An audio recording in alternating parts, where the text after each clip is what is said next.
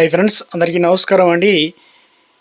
తెలంగాణ రాష్ట్రంలో ఆసరా పెన్షన్ లబ్ధాలకు సంబంధించి ప్రభుత్వం నుంచి ఇప్పుడిప్పుడే ఇంపార్టెంట్ ఫ్లాష్ అప్డేట్ అయితే రావడం జరిగిందండి. ఈరోజు తేదీ తీసుకున్నట్లయితే జూలై 29వ తారీఖు అండి. ఈరోజు ఉన్నటువంటి టాప్ 5 ముఖ్య అప్డేట్స్ ఏంటనేది మనం వీడియోలో తెలుసుకుందాం. సో వీడియోని చివరి వరకు చూడండి, అర్థమవుతుంది. మొదటిసారిగా ఛానల్ చూస్తే వీడియో కింద నల్లకల్లా సబ్స్క్రైబ్ బటన్ అయితే ఉంటుంది, దానిపైన నొక్కండి, సబ్స్క్రైబ్ అవుతారు. So bell button all notification activate చేసుకోండి. చూస్తున్నారు కానీ లైక్ చేయడం మర్చిపోతున్నారు. సో ఈ విధంగా లైక్ బటన్ అయితే ఉంటుంది, వెంటనే లైక్ చేయండి. మిత్రులందరూ వీడియో షేర్ చేసే ప్రయత్నం చేయండి. మొట్టమొదటి అప్డేట్ అయితే రావడం జరిగిందండి. రేషన్ కార్డు ఉన్న వారందరికీ ఒక లేటెస్ట్ అప్డేట్ అయితే రావడం జరిగింది. ప్రతి ఒక్కరికి కూడా 18 కేజీల బియ్యం అనమాట. తెలంగాణ ప్రభుత్వం లబ్ధారులకు కేంద్ర ప్రభుత్వం మరోసారి సూచనల మేరకు 3 నెలల బియ్యం ఒకేసారి అయితే పంపిణీ చేయాలని నిర్ణయం తీసుకుంది. సో ఇప్పటికే వర్షాలు పడుతున్నాయి ఎల్నినో ప్రభావంతో.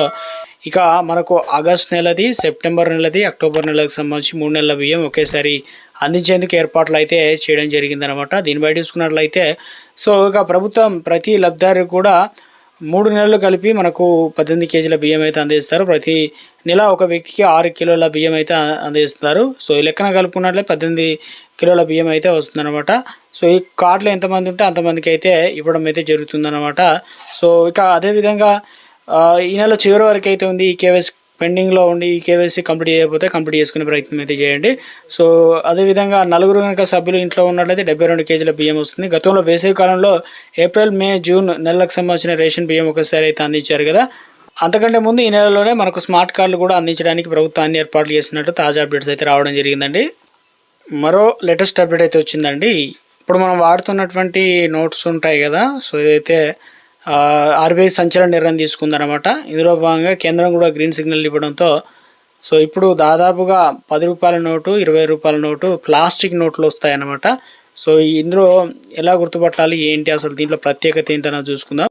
అంటే ప్రస్తుతం మార్కెట్లో ఇప్పుడు మన 10 రూపాయలు, 20 రూపాయలు ఉన్నాయి. సో కాగితపు కరెన్సీ స్థానంలో పూర్తిగా ప్లాస్టిక్ నోట్లను భర్తీ చేసే ఆలోచన ఏది కూడా లేదని స్పష్టం చేసింది. కొత్తవి యాడ్ చేస్తుంది అనే విధంగా చెప్తూ ఉన్నారన్నమాట. సో ఇందుకు సంబంధించి దాదాపు 20 రూపాయలు, 10 రూపాయల పాలిమర్ నోట్లను ఇందులో భాగంగా 100 కోట్ల చొప్పున మొత్తం 200 నోట్లను, అంటే ఇంత విలువైనటువంటి డబ్బులను అయితే మార్కెట్లకు అయితే రిలీజ్ చేయడం జరుగుతుంది. ఏంటి ప్లాస్టిక్ నోట్లు అంటే ఇందులో ప్రధానంగా మనం సాధారణంగా వాడే భారతీయ కరెన్సీ నోట్లనేమో కాటన్ కాంబర్ ఉంటుంది. లింటర్ పత్తి పీచుతో చేసినటువంటి కాగితంతో తయారు చేస్తారు. కానీ దీంతో చెట్లను నరికేటువంటి ప్రమాదం అయితే ఉండదు. ప్లాస్టిక్ నోట్లను నాన్ ఫైబరస్ అంటమాట. సో ఇందులో వచ్చేసి నాన్ ఫోరస్ పదార్థంతో ముద్రిస్తారు. దీంతో ఇవి నీటిలో తడిచినా కూడా ఏం కావన్నమాట. సో తక్కువ ముఖ విలువ కలిగినటువంటి దాదాపుగా 10-20 రూపాయల నోట్లు చేతులు మారుతుంటాయి. కాబట్టి ఫలితంగా కాగితం నోట్లు త్వరగా పాడైపోవడం అయితే చిరిగిపోవడం జరుగుతున్నాయి. సో అందుకని చెప్పేసి ఆర్బీఐ ప్రాధాన్యత ఇస్తుంది. అత్యాధునిక సెక్యూరిటీ ఫీచర్లు ఉంటుంది. ఇందులో వచ్చేసి నోట్లలో పొందుపరచడం అయితే జరిగిందనమాట సులభంగా. కాబట్టి నకిలీ నోట్లను చెలామణి అరికట్టడానికి కూడా అది ఉపయోగపడుతుంది అంటున్నారు. సో ఆస్ట్రేలియాలో అయితే ఈ విధానం తీసుకొస్తున్నారు. 1988లో ప్లాస్టిక్ నోట్లను అయితే స్టార్ట్ చేశారు. ప్రస్తుతం బ్రిటన్ దేశంలో, Canada, New Zealand, Singapore and Malaysia, Thailand 60 దేశాల పైగా ప్లాస్టిక్ నోటు కరెన్సీ వాడుతున్నారు. ఇప్పుడు ఇండియాలో కూడా ఈ నోట్లు అనేది రాబోతున్నట్లు చెప్పారనమాట.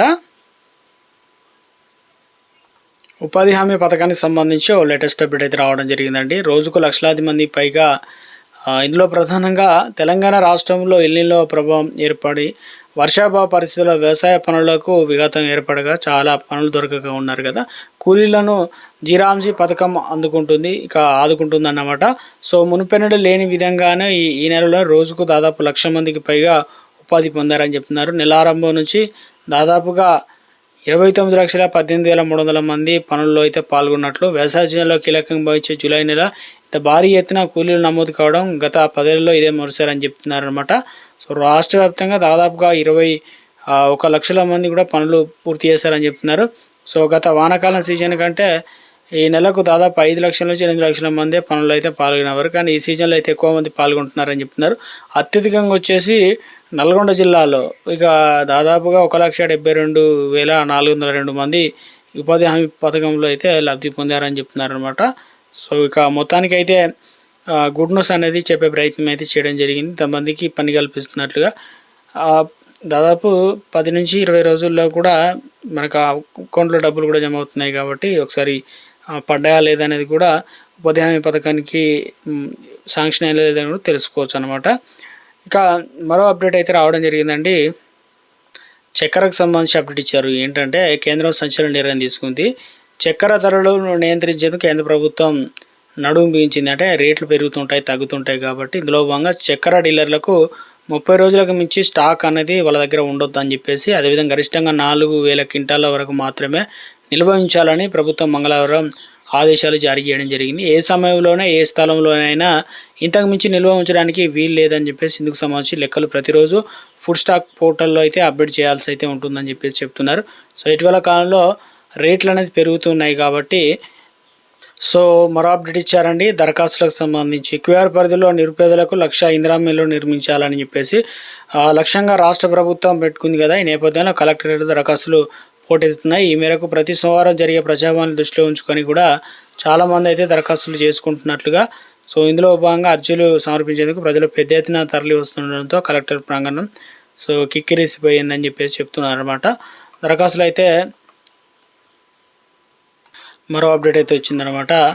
సో కరోనాకు సంబంధించి ఇందులో వచ్చేసి ఆంధ్రప్రదేశ్లో కరోనా కేసులు రోజుకు పెరుగుతుందన్నమాట. తెలంగాణ సరిహద్దు గ్రామాల్లో ప్రజలు భయాందోళనలో నెలకొన్నాయి. ఎందుకంటే భద్రాచలంలో ఏరియాలో వైద్యశాలతో పాటు ప్రైవేటు ఆసుపత్రులు ఇక ప్రతిరోజు వందలాది మంది ఏపీకి చెందిన రోగులు చికిత్స కోసం వస్తున్నారు. సో ఇందులో భాగంగానే పరిసర పరిస్థితుల్లో ఆంధ్ర నుంచి వచ్చినటువంటి వారి ద్వారా కరోనా వ్యాప్తి చెందుతుందేమో అని చెప్పి సరిహద్దు గ్రామాలు ప్రజలు ఆందోళన వ్యక్తం చేస్తున్నారు. ఏపీలో జూన్ 26 నుండి జూలై 16 వరకు 12 కరోనా కేసులు నమోదు కావగా వారిలో 4 మృతి చెందినట్లు సమాచారం అనమాట. నేపథ్యంలో 5 రోగుల రక్త నమూనాలు వైరస్ వేరియంట్ను గుర్తించేందుకు గాను ఇందులో వచ్చేసి NIVకి పంపినట్లు ఆంధ్ర ఆరోగ్య శాఖ అయితే తెలియడం జరిగింది. ఇంకా పూర్తి వివరాలు అయితే వెల్లడి కావాల్సి అయితే ఉందన్నమాట. ప్రజలందరూ కూడా అప్రమత్తంగా అయితే ఉండాలి. బయటకు వచ్చిన మాస్కులు అయితే ధరించాల్సి అయితే ఉంటుంది కదా. సో జాగ్రత్తలు అయితే పాటించాల్సి అయితే ఉంటుంది మన జాగ్రత్త కోసం.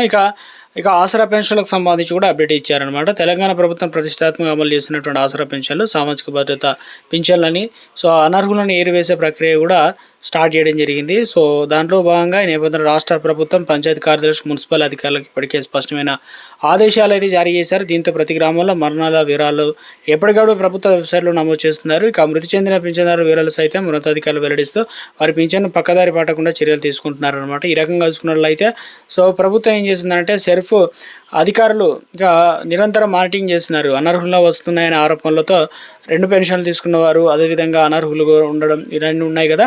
సో సోషల్ ఆడిట్ చేస్తున్నారు, వెలుగులోకి వస్తున్నాయి. దీన్ని సీరియస్గా తీసుకున్న ప్రభుత్వం అర్హులకే అందేలా చర్యలు తీసుకుంటే ఈ ప్రక్రియ గ్రామీణ పేదరిక నిర్మూలన సంస్థ ఎప్పటికప్పుడు పర్యవేక్షిస్తుంది. జిల్లాల వారీగా రోజువారీ నివేదిక సేకరిస్తూ ప్రకటనలు అయితే చేయడం జరుగుతుందన్నమాట. ఇప్పటికే దాదాపుగా 1,00,000 దాటిన అనర్హుల తొలగింపు, మరో 60,000 మంది కూడా యాడ్ అయినట్టు చెప్తున్నారు. 3 నెలల్లోనే మరో 60,000కు పైగా అనర్హులు తొలగించినట్టు సమాచారం. అధికారులు ప్రత్యేక నిఘా పెట్టడంతో అనర్హుల గుర్తింపు వేగవంతమైందని చెప్తున్నారు. ఏప్రిల్ నుంచి ఇప్పటివరకు 60,000 పైగా అనర్హులు తొలగించినట్లు విశ్వసనీయ సమాచారం. ఇక అంతేకాదు రోజుకు ఒక గ్రామంలో 80కి పైగా మృతి చెందారు. పేర్లను కూడా తొలగించారు. అంటే ఏ మేరకు పింఛన్లు పక్కదారి పడుతున్నాయో స్పష్టంగా అర్థమవుతుంది. అంటే చనిపోయిన వారి పేర్ల మీద కూడా పింఛన్లు తీసుకున్నట్లు గుర్తించడం జరిగిందనమాట. సో అనర్హులను అందరినీ వేరువేస్తున్నారు. దాదాపుగా ప్రభుత్వం చెప్పినట్టుగానే 2,50,000 పెన్షన్లు అనేది ఇవ్వబోతున్నారనమాట త్వరలోనే. పెన్షన్లకు సంబంధించినటువంటి ప్రక్రియ అనేది స్టార్ట్ కావడం జరిగింది. ఇప్పటికే జూన్ నెలకు సంబంధించినటువంటి పెన్షన్లు ఏదైతే ఉన్నాయో జూలైలో అయితే అందించడం జరుగుతుంది కదా. చివరికి అయితే రావడం జరిగింది నెల కాబట్టి తప్పనిసరిగా మనకు పెన్షన్లు అయితే చాలామంది మేము పెన్షన్లు తీసుకున్నామని చెప్పేసి చాలామంది అయితే అంటున్నారు. సో ఇక మీరు ఒకవేళ పెన్షన్ తీసుకోకపోతే వెళ్ళి తెచ్చుకునే ప్రయత్నం అయితే చేయండి.